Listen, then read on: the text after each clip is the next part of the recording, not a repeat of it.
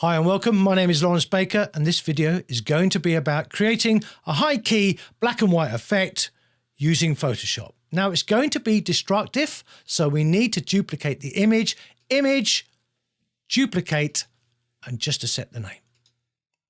Make sure you've got the channels panel showing, window, channels, make sure it's ticked. Come to the bottom of the channels panel and click on the new channel icon. That will create a new alpha channel called alpha 1. With the command or control key kept pressed, command on a Mac, control on Windows, click on the RGB channel, often called the composite channel because obviously it combines red, green and blue. When you command or control click on this composite channel, it will load as a selection anything that's brighter than 50% grey up to white. So now I'm going to fill it with white. Shift backspace, change the contents to white, change the mode to normal, and make sure the opacity is at 100%. So we filled that selection with white.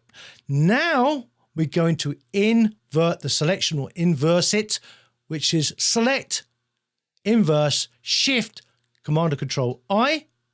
We're now going to fill it with black. Shift backspace, just change the contents to black and go OK. Now we're going to invert the selection again, so we're only affecting the brighter pixels. So that is Shift, Command and Control I, and we're going to fill it with white twice. So Shift backspace, change the contents to white, go OK. One more time, Shift backspace and go OK. We now need to lose that selection, select, deselect, Command and Control D. We are now going to fill it with black, but change the blend mode. Shift, backspace, contents, black, mode, soft light. Now anything between overlay and hard mix is called a contrast blend mode.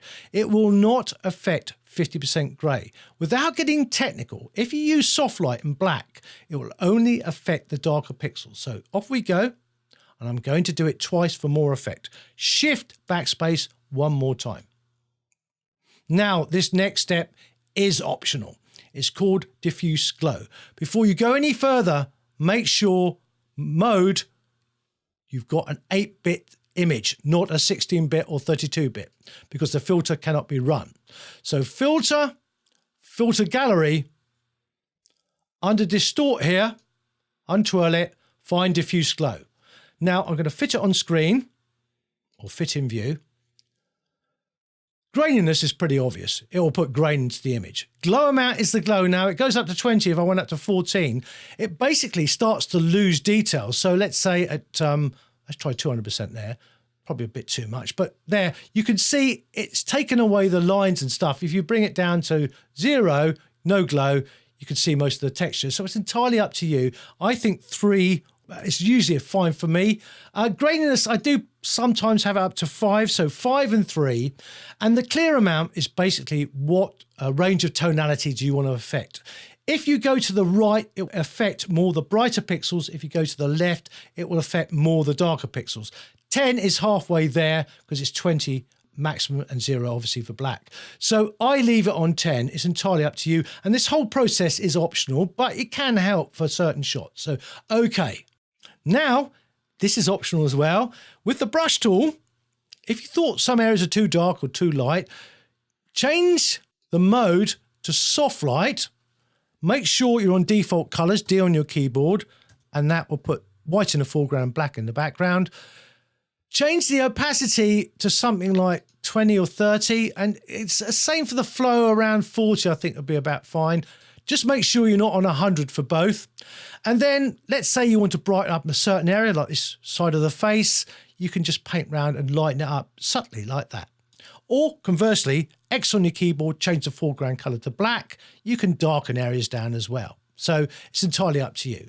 Now, we can't do anything with this. This image only occurs in the Alpha 1 channel there. If you go to layers, that is just a color image. So what you need to do is convert this to a grayscale image, making sure you've got Alpha 1 selected like so.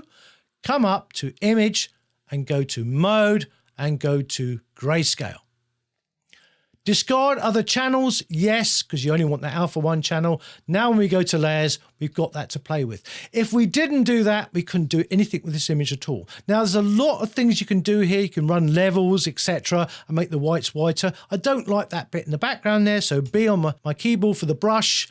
Soft light, you want to change it to normal, so that's Alt Option Shift N, 0 for 100% opacity, and Shift 0 for 100% flow.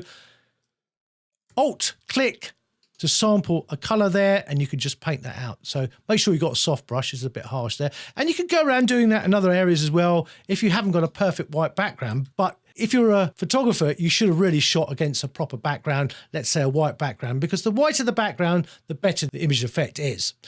I will have links to my website above and below. I'll have written instructions and 2 actions, Photoshop actions this is, one with the diffuse glow and one without.